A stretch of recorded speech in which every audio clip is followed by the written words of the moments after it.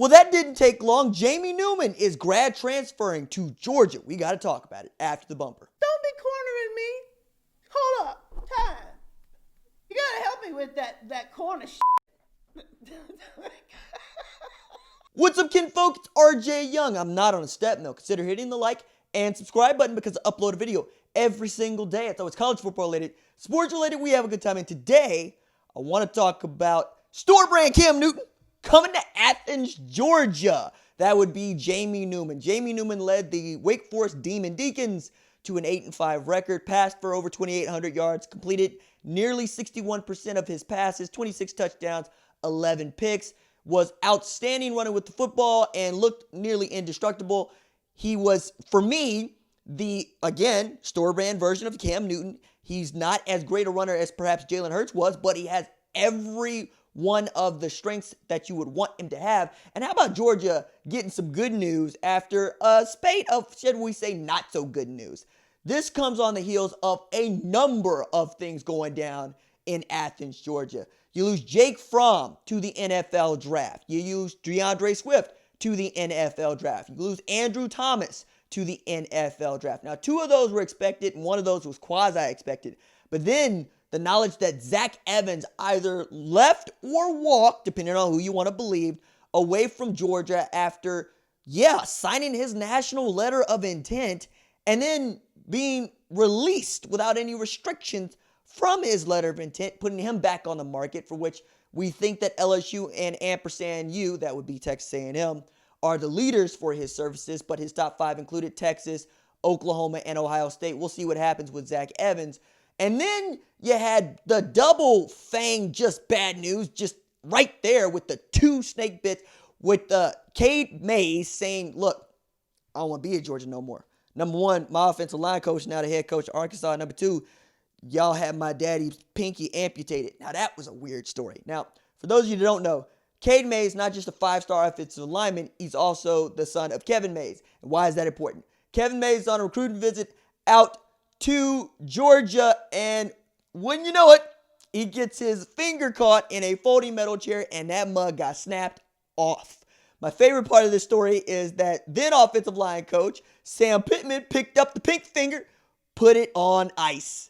They tried to get the mug reattached at the hospital. It ain't going down. Kevin Mays does what a lot of Americans do when things don't go his way. He decides to sue the University of Georgia as Cade Mays is on his way out. We'll see if he wants to reunite with Cooper at Tennessee, and that would be a big deal for Jeremy Pruitt, whose program is trending in the right direction and looking forward to challenging in the SEC East, along with Florida and, of course, Georgia.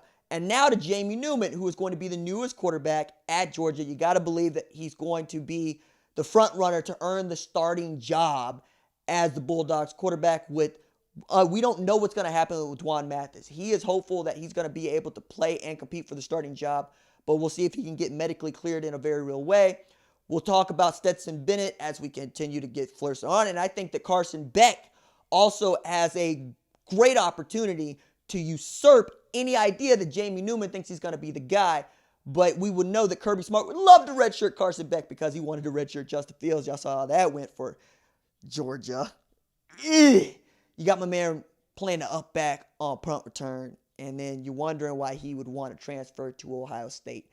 I know that we're making jokes about Georgia fans saying, Justin, we're so sorry, but look, it's not as if Kirby Smart wanted the man to transfer to Ohio State. He wanted him to stay. I don't know that he would have been a starting quarterback at Georgia this year, and I certainly don't know that he would be running the offense that made him into a Heisman finalist in his first year at Ohio State and the front runner to win the Heisman Trophy in 2020, depending on what we feel about Trevor Lawrence and depending on what LSU chooses to go and do. And that's the other thing that I love about this Jamie Newman thing. It takes him off the board for a number of places that need a quarterback, like, say, Florida State needed a quarterback. I thought that Mike Norvell might make a play for him. Arkansas needs a quarterback. Still think that Malik Hornsby might be the best fit for them right now.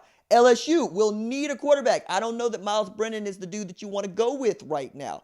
There's a lot of folks that could have used his services, and him going to the SEC also just speaks to the value of the SEC as a brand. It speaks to the value of the SEC when we're talking about, can you get good tape that the NFL wants to see? Because we know that the NFL, who does not have a dog in the college football fight, takes more players from the Southeastern Conference than they do any other conference in the country. We know that the SEC is going to have a team in the college football playoff. They're going to have a team possibly get into the national championship game, and they're going to represent the best of what college football is until somebody changes something. And with Mike Leach taking the job at Mississippi State, now we know the Southeastern Conference has not just the best coaches around the country, but many of the best coaches and classiest coaches and smartest coaches in all of football. I'm talking about not just Leach, but Lane Kiffin at Ole Miss. The Egg Bowl all of a sudden becomes very exciting. We're talking about Ed Orgeron at LSU, Sam Pittman at Arkansas, Nick Saban at Alabama, Gus Malzahn at Auburn. My goodness, depending on how you feel about Mark Stoops as a defensive guy, at Kentucky, Jeremy Pruitt, we know what he did at Alabama and Florida State and Georgia, at Tennessee. We all know Kirby Smart's resume. We know that Dan Mullen is out there coaching them up. This is an outstanding conference. Derek Mason, I don't know what you're going to do in this except whatever the hell it is Vanderbilt does. Vanderbilt probably should be playing in the American if we're being quite honest about this. But you know you wouldn't have an even number of teams. Jimbo Fisher at Texas A&M. His recruiting classes continue to have you believing they're going to be very talented and they're going to be very good. But I've been saying that about Texas for 10 years like everybody else. So what is, I don't know what it is. I don't know what they think they're going to be doing. But whatever it is, it ain't working. As for what Kirby Smart is doing that ain't working, it's your offense, dog. Tell James Coley to open up the playbook, or better yet, just rip the playbook out, throw it out. You need to modernize the offense. You need to go to RPOs and zone reads. You need to have 3 and 4 wide. You have to make the defense defend 5 possible pass catchers. You have to make your quarterback into a dude that can take off and run and beat people. That's what Jamie Newman provides you, right? You have to get George Pickens those one-on-ones. Dominique Blaylock, he comes back. You need to get him those one-on-ones. You need to take advantage of your tight ends. You need to actually use James Cook the way that we all wanted to see him used last year, which is as a slot receiver, as a running back, as a pass catcher out of the backfield. One of the things that James Coley said all last spring is that we're going to get the backs involved and we're going to get them going east and west on these swing passes and let them go to the house. Didn't see enough of that, man. If anything, I wanted to see Jake Fromm get an opportunity to cook a little bit more. Never got to cook as much as I wanted him to see. I know that y'all got hats down there and say run the damn ball. And I know that Kirby Smart says we have to be able to run the ball and play defense above all else. But hey, man, that works when you got a lead, or that works when you're going to be able to play murder ball against anybody else. But against Alabama, LSU, and even Auburn, you're going to have to chuck it. Florida, you're going to have to chuck it. Look, I understand you have one of the best defenses in the country. And you lose J.R. Reed off of that thing, but you return Richard LeCount, you return Eric Stokes. You're going to get that much better with Keely Ringo coming in, Darnell Washington coming in.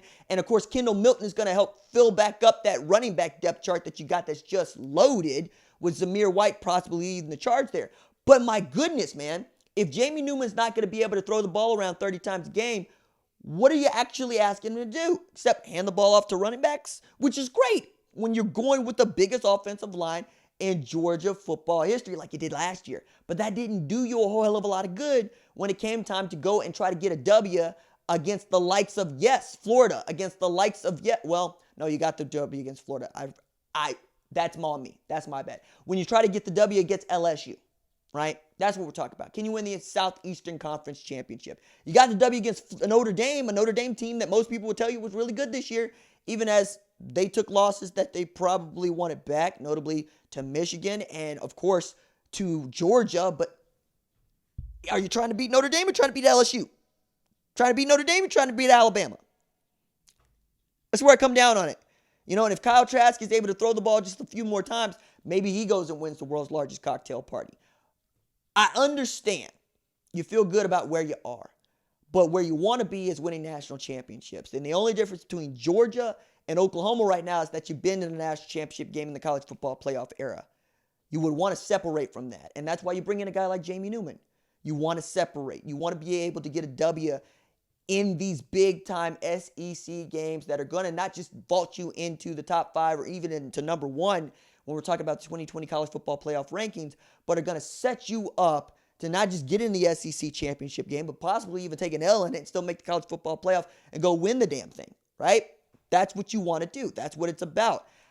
I like Jamie Newman coming to Georgia. I like him even more if he gets an opportunity to throw the ball around. Is George Pickens going to be open? Yes, that's 7-Eleven out there. You're going to have opportunities to stretch the field. You're going to have the opportunities to take top off the defense. You're going to have the opportunities to really turn this whole thing into a math problem because as I understand offensive football, if I can throw it where you're not, if I can make you defend the entire field, if I can really make use of all that space that is out there, I'm going to beat you.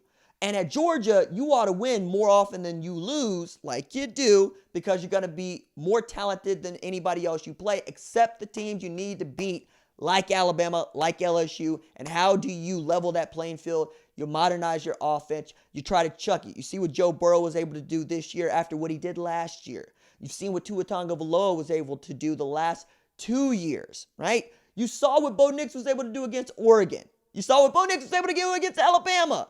Why couldn't that be Jamie Newman? Why couldn't that be Carson Beck? Why couldn't that be if he's cleared Dwan Mathis? I think you're in a good spot. I really like this pickup, even as all this chaos has been going around with Cade Mays, with the 3 outstanding offensive players that are going into the NFL draft, with Zach Evans being released of his letter of intent. You still are in a very good position to be great this year. So go and be great. All right, that's it for me. Deuces.